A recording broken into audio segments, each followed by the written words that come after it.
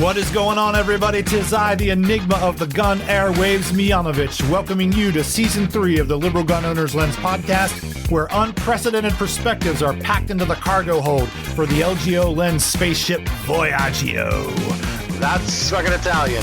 Don't believe that evolution is possible with guns and public safety in America? It's already happening, y'all. Minds are evolving. Think guns versus public safety is the only game in town, do ya? Think culture war is the big boss, do ya? Then keep your ass in the past. Everyone else, all aboard!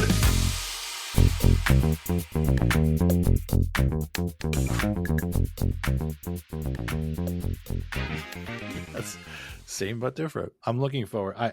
I think this, we've had this morale dip, and we're due, man. We're due. And I think the French thing was good. As I said before, I think it's good practice. I think let's find out what happens when I behave myself. And if you and I can take advantage of our dynamic and not fuck up your career and get out there. So here, I'll share with you the other thing that I said to Elsie in the car in the same ride. And I believe this. You and me and Hunter Starr. That's all I would need. If I had what I want for finances, and I've shared this on the podcast, there's 3 plans that LGO has. So of course I'm pulling it away from Gun Curious for a second. We'll go back. So there's the $10 million plan, there's the $35 million plan, and there's the $50 million plan. If I have $50 million and I could somehow take advantage of the fact that you have tenure and hire you on the side, and if I can somehow wangle Hunter Starr either away from his career fully or part-time, with the way my brain works and the way your brain works and the way Hunter's brain works, if we could get together and work on a team approach, I think that's it for guns. And I mean that like guns trying to go back to being the way they were, or the standard for guns and public safety being the way that it was. I think that's all I need. The 3 of us together, with the way our brains work, it would set a standard that everybody would probably have to answer to in one way or another. Now, you might be like, Randy, that's very ego-centric, whatever. But I just think that's me being honest. We're that close, right? We're that close. And Hunter's willing, and you're willing, and I'm willing. So we're closer than we think, in my opinion. To $50 million, no. But the brains part, I honestly think that would be it. That would be it. Well, I don't know how much you think faculty make, but you may be actually more in the $10 million range to get this thing done, especially at my advanced age. Well, a lot of that $50 million would be, I have to invest it in other organizations. Okay. I have to invest it in. I have to give Chad Smith I could give Chad Smith a lot of money, but he, through the Chili Peppers, he's already a millionaire. Chad King, I would give a lot of money to. Other people, Sudini, I would give a lot of money. I really think we're that close. So here's my question. Let's pull the curtain back. Let's keep having this conversation. We'll let people listen to it. So you've been on Chuck Todd's podcast, right? Yeah. The Chuck Toddcast. The Chuck Toddcast. Have you been in CNN articles or MSNBC or? Not MSNBC, but CNN, yes. I mean, most of the major news, NBC News, Christian Science Monitor, Washington Post. So I think, snippets here and there, most of the mainstream media outlets. This is a general curiosity. Do you think they're so set in their ways and so impenetrable that there's no way to, we'll talk about you, up your status with them? Have you in their mind more as the person to go to? So how is it Gutowski? I always mispronounce. Yeah, Gutowski. So Gutowski's in that position with CNN now, where they go to him. What would it take to have you be in their bullpen more regularly as the guy to go to? Are they even capable of doing that? Well, I think, one thing is that most places don't have a Gutowski in their roster of experts, on retainer. And so, one thing that he has to his advantage is he follows the minutia of everything guns on a daily basis. So Yeah. I really couldn't do the kinds of things he does because I'm kind of always stepping back from the fray and trying to see the big picture, whereas they want to talk to him about something that happened that day, Supreme Court case or, some crime that happened. And, that's not really my forte. I think the way, in my experience, I know, the whole enemy of the people nonsense that, a lot of gun people and presidential candidates promote about the media. I mean, I've not experienced that, except there's one occasion that happened recently with my local public radio station. But generally, I have good relationships with journalists. They have certain questions that they think I can answer, and I'm always treated pretty fairly. But on the other hand, it's usually a set narrative that's been constructed of, the guns are doing bad things. Oh, but also there's this other aspect that you may want to be aware of, right? So Sure. I've never done an analysis, but my positioning in stories, is often sort of towards the end where they're like, and, on the other hand, there's this guy.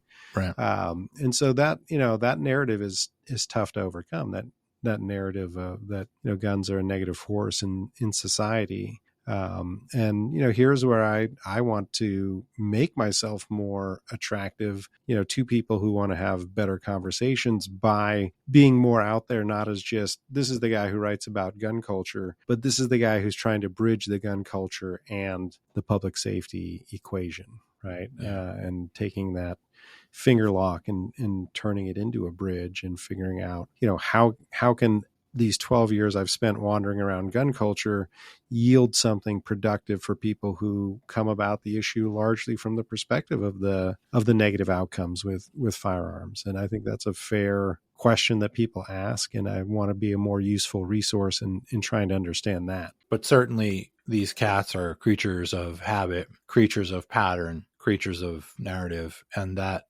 if you were Johnny Gun Control Professor, you'd be sticking in their craw a lot more. Yeah. And, long form, like, Chuck Dodd, he's a, fair, good interviewer. He's obviously, high level professional in that area, but he, his question really was, we have a gun violence problem, how can I understand it better from the perspective of people who are gun owners? Right. Yeah. So I appreciate the opportunity to insert views within that, but it is, plane land safely is not a news story. Plane crashes is a news story, and people want to know why did the plane crash, not why did the plane land safely. Right. Yeah, I'm interested in a future where I don't want to say solve that problem with the media, but that's why I think with Hunter's brain and my brain and what we're working on now, we do have answers that would be more specific, but would be balanced with where you are in the meta, the sort of the larger reality. But we could directly answer questions about why isn't an assault weapon ban optimal? Why isn't it an optimal use of political and actual capital? Why doesn't it work? Why shouldn't we prioritize it? We can answer those questions and answer them not based upon politics or concepts like rights, but we can answer them from concepts like, because it doesn't work in terms of behavior and causality. And this is why, right? So that's why I'm interested in seeing what kind of shenanigans we could get into if the three of us could answer these questions, right? As opposed to maybe just you, or maybe just me, or maybe just Hunter. How does that get accomplished? I have no idea. I'm working on it. But as I've said in the previous podcast, which you've listened to all of them, I'm just done. Like, I'm done with these people dictating how it's going to go. So I'm done. I'm just going to work on just dictating to them how it's going to go and see how that works out. I think we've had enough of the feeling shitty and feeling down, and you creating this work and this class and this book that's, as I've said to you recently, and I said to John Waltz, I do believe that the last 10 years of your life and everything you've put in terms of good for the gun reality is on par with the Heller decision. I do. And I think, like I think Sodini is in that conversation too, but it really is that important. It's going to be a hell of a time getting people to understand that, I think. I'll tell you, when in my more sort of, calm, reflective moments, I do think about the opportunity that was provided by being passed over by 33 publishers who may have wanted a stronger say in what the book said. Yeah. That, McFarlane gave me 100% free reign to say whatever I wanted. I submitted the manuscript, they copy edited it. They didn't do any substantive changes. They didn't ask for any changes. And so, as frustrated as I've been in certain moments, I also can look at that book and say that book says exactly what I wanted to say at that moment in time. It is a pure expression of what I thought and believed in that moment. And, that's not nothing, as somebody once said. Well, I've been going through it myself a little bit. To me, when you say that, what you're saying is you chose to believe in yourself. As corny as that sounds, that's what you did. You chose to believe in yourself and your own work. You chose to put your chips on it for real, because tens of thousands of dollars could be at stake. You becoming more popular could be at stake. Whatever, right? Optimal validation for your work could be at stake, and you chose to believe in yourself. And that's something that's happening with me right now, which is I thought when I was younger, I believed in myself, and I did, but not like this. This is like scary believing in yourself, right? And I've never tried that. I've never tried scary level belief in myself. Maybe other than the no-hitter that you threw in Little League with that magical left-handed delivery. Have you thought about this stuff? Like, has David ever really, really believed in himself? I don't mean this in a social way, but done it for yourself. Like, no. I've struggled for this. I believe in myself. I'm doing this. Have you ever done that before, like in a big way? Yeah, I mean, a lot of my life and motivations have been driven by a desire for, recognition and, praise. Thanks, Dad. But, so, like this was like, I had to confront this with the book, which is that I was not getting the recognition and the praise that, I was seeking, or that maybe I thought that I deserved. And in that period when I was basically facing possibly self-publishing, and I say that like it's not a great thing. A lot of people self-publish today. It's a lot, it's a recognized avenue for doing things, but it's also not. It doesn't carry any cachet. The media doesn't care about books that are self-published, and so if you want to have some platform to speak about these issues, self-publishing a book is not the avenue to get there, right? But as I was confronting that and thinking like, this is basically, maybe this is my level, this is what people are saying, like this is all that the work merits. Then I was reading this Rick Rubin book on the Creative Act, where he talks about the way of the artist, and the way of the artist is just to truly express who you are and what you think and your being in whatever artistic medium that you work in. And maybe the audience gets it and maybe it doesn't. And that sort of freed me up to keep going in that moment. And I still ping pong back and forth between, you're an artist, it doesn't matter what people think. And, please like me, please, right, like, if you're making a list of important books, please put my book on that list. And, so I probably, I don't have enough time and money to go through the counseling it would take to undo that.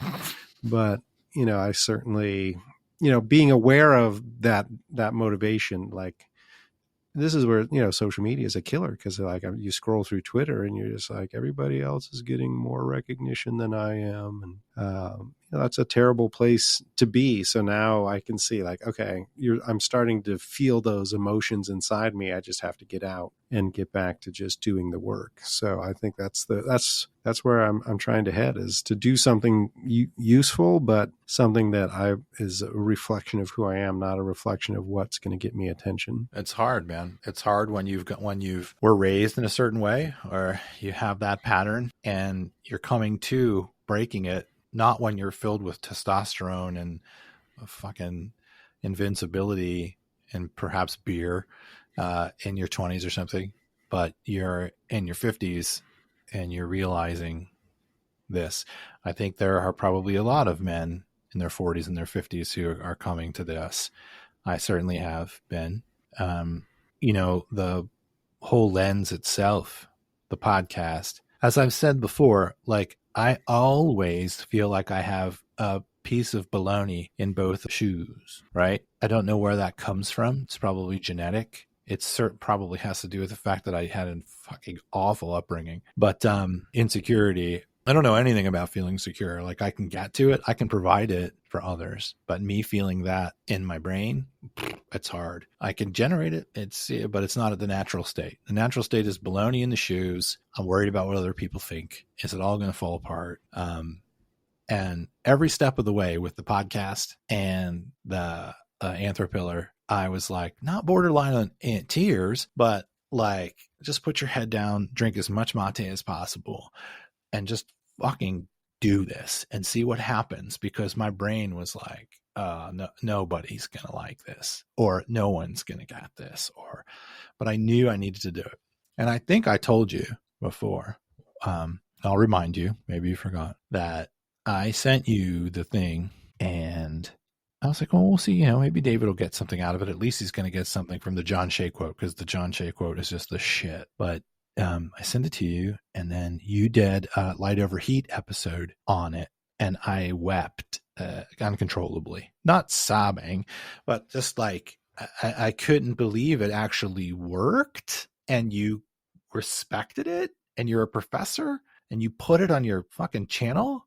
I was like crying, legitimately crying. So happy and so relieved. Should I have been crying? I don't know. Like that's the sign of a guy who is going through something similar to what you just said. Like I'm worried about what people think of my shit.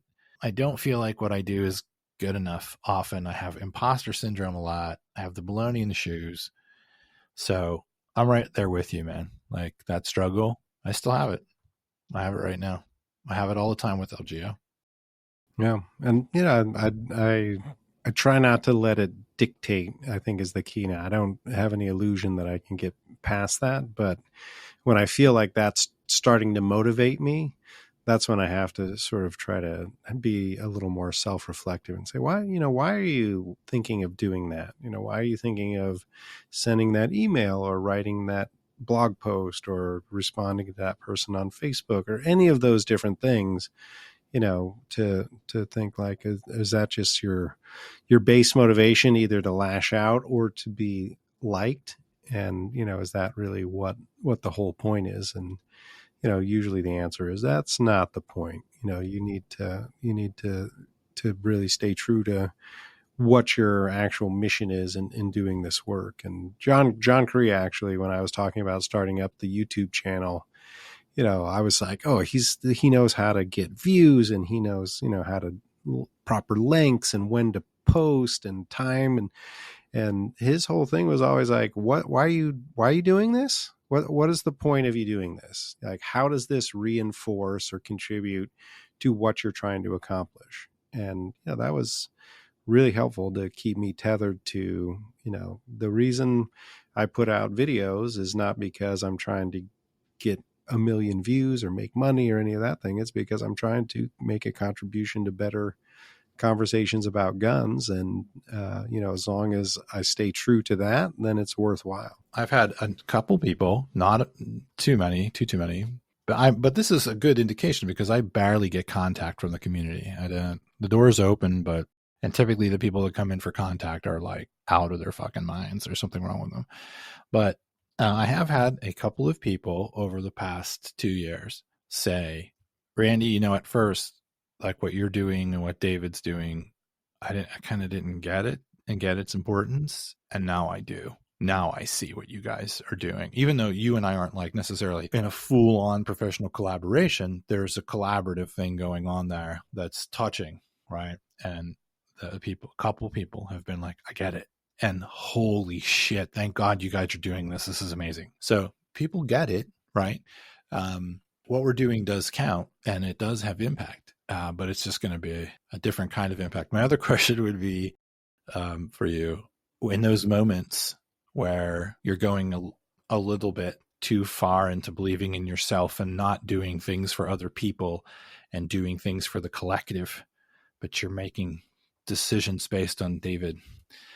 Does that go against your Japanese sensibilities so bad that in your head you hear a voice that goes, hold on the wall, or something like, hold on, that like yells at you like a samurai, and you go, no, I won't believe in myself, only the collective. Do you ever have that kind of voice? Well, my dad was raised in Hawaii, so he didn't have the James Clavell Shogun samurai voice.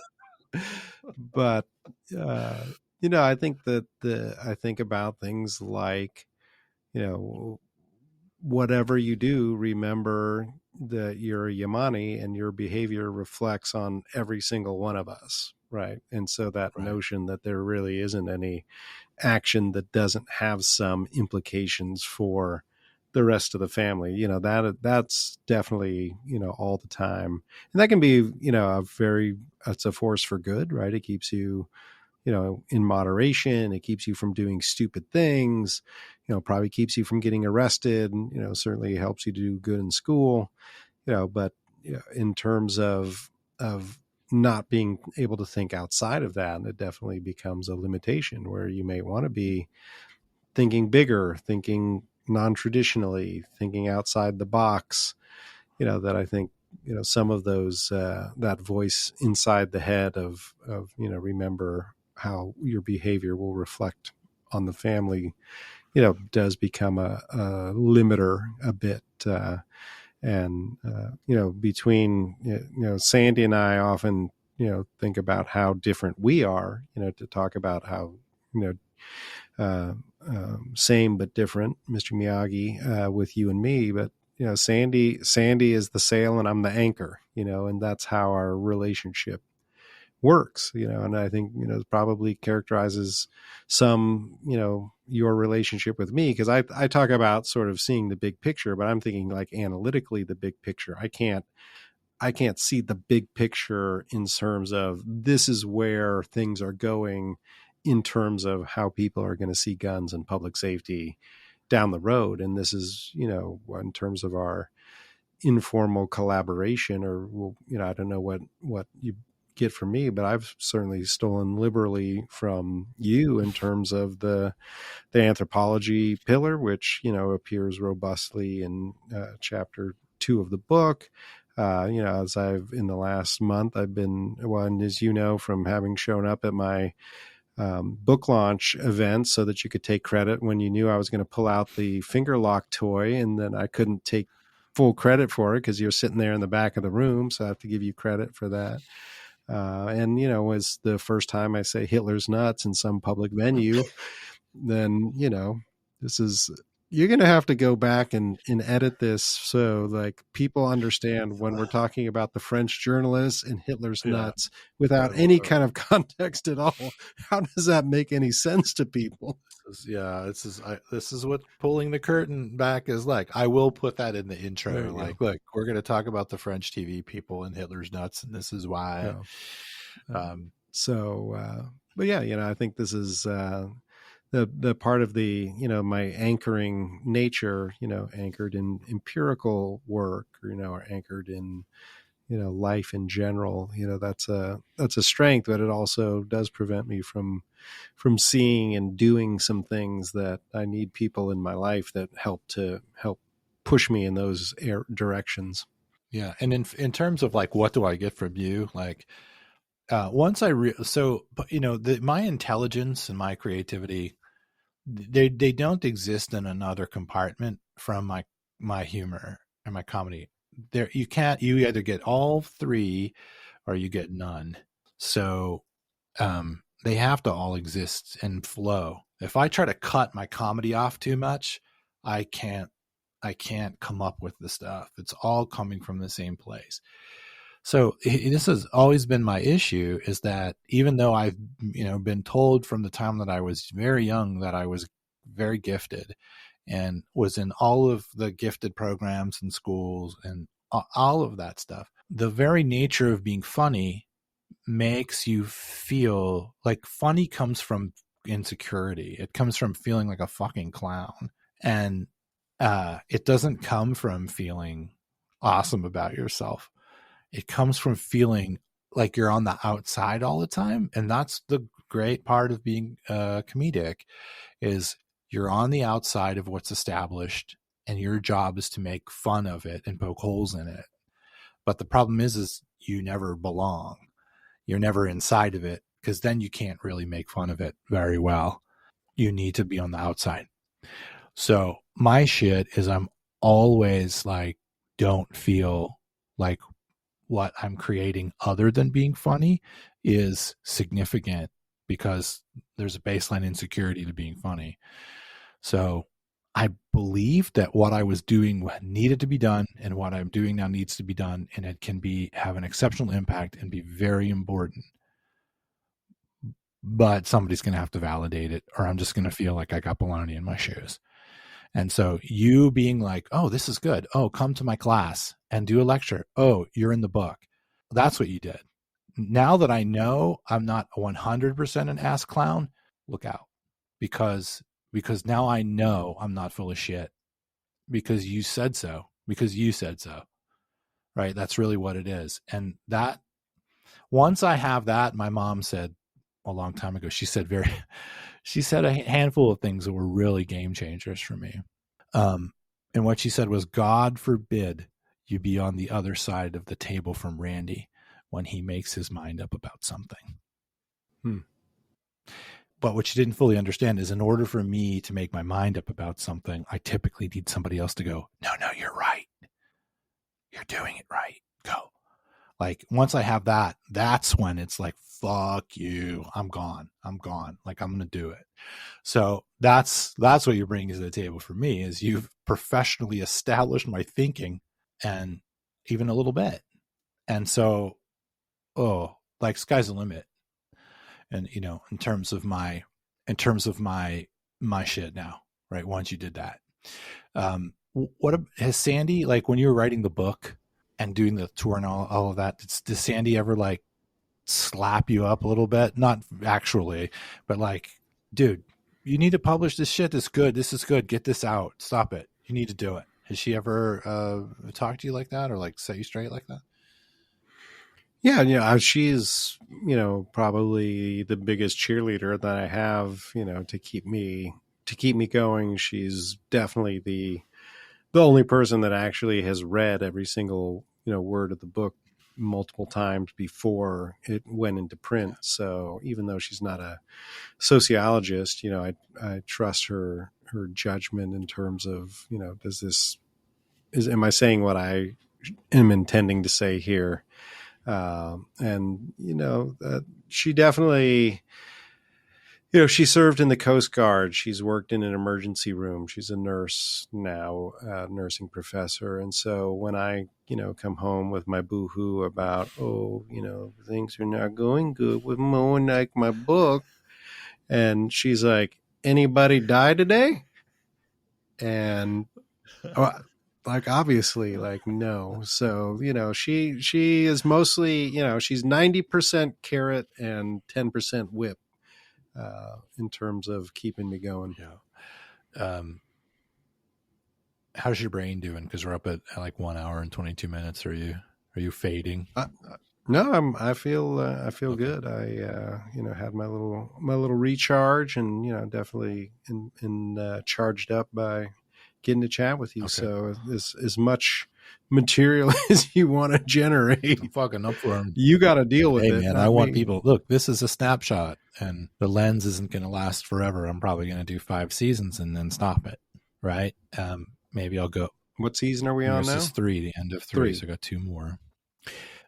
Maybe I stop it and people go, oh, don't do that. And finally the people that listen finally pipe up, and maybe I'll go, okay, we'll go 6, 7, 8 or whatever, maybe. Or maybe I just launch another gun related podcast, but the lens is a snapshot of right now. And I want people to hear, I want them to hear what you and I are talking about behind the scenes. I want the rawness and the no horse shit. I'll just add to that. That's what we've been talking about. Oh God, like just wanting to quit constantly. And those conversations I had with Michael in the first year or 2 or 3, where he's just like, dude, I want to quit every fucking week. I want to quit. And I don't, and maybe it's his wife that says something, or it's Rob that says something. It's typically in those days it was Rob. But Michael, I just remember Michael saying that he wanted to quit all the time. And there are certain things that happen that boost your morale that you're like, okay, I got to keep going, right? I'm doing the right thing. So one of those things would be your validation. And John Van Driel said something to me last month that shook my bones. And he didn't even know he did it. He just said that what he was feeling. Right? He said, and people on this podcast know who John Van Driel is. He's like the world's greatest guru at stopping school shootings K through 12. That's John. He devised the gold standard system that's being worked all over the country, and it works. So John has a lot of wampum mojo with me. And I joked whenever I was going to be on Fox Business. I said, dude, they're gonna do a big piece on me in Fox Business, right wing, right? So if you want to bail, now's the time to bail, right? Because eventually I'm gonna mention you, because I always do. So if you're fucking bail, you better bail now, dude, because I'm going on Fox Business. I was joking, right? He took it seriously. He thought it was serious, and he texted me back and was like, "What are you talking about with this bailing shit, dude?" He's like, "I am in this till the end with you." Still goosebumps, tears. Like he meant it. And it's not that average everyday people can't have that effect on me. They can. When that guy says that, God almighty, it was so powerful. And that was another one of those days where I was like the baloney leaves the shoes. Okay, I guess we're really fucking doing this. That was amazing, man. So, and your stuff is on par, right? When it has the same effect on me. Maybe that Sandy would have on you. Like, come on, David, like stop fucking around. Just write the book, get it out there. Yeah, I think this is maybe one of those other familial things, but that the Japanese saying, koi no Taki Nobori, which is basically the carp swimming up the waterfall, right? And that idea that there is a struggle and that you have to persist.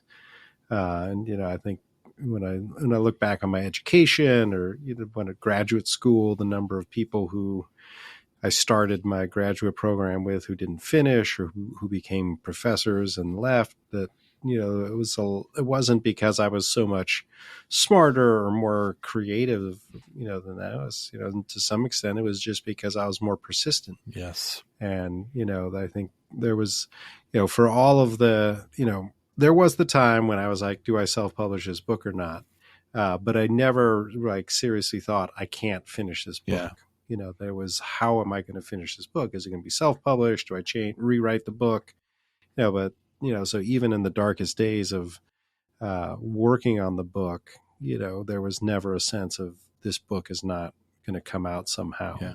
And I think that's one of those benefits of having that voice in your head of like, you're not going to quit. You can't quit. You've come too far. You've invested too much. You're not going to give up now. Now, when the book came out, and that was like very disappointed in certain aspects of that, there was definitely moments where I was at home with Sandy, and I was like, I think that it's time for me to write that book about the fascinating world of professional tennis racket stringing. And she's like, basically, no fucking way. You are not going to waste your time and talent writing about tennis racket stringing. You can do anything else, you want. You can write about, the homeless population. You can write about gun violence. You can volunteer at the free clinic. You are not wasting your time on that project. So that was definitely the stick. Right. So just so everybody out there that's listening, you know this now. This is 3 years of this podcast. This is David's fourth time on. Hours of recording, an hour and 28 minutes and 18 seconds. His first F word. This is the judicious and artistic use of the impactful use of the F. Fantastic. He might not ever say it again, but that was art. Well, this goes to show this is sort of like interrogation. You keep someone on long enough, you wear them down, they become, more disinhibited, and then all of a sudden they break. Yeah. So 129, I broke. The whole just trickling it into your ear by the thousands for years when I'm around you in your class, a fucking, just constantly. And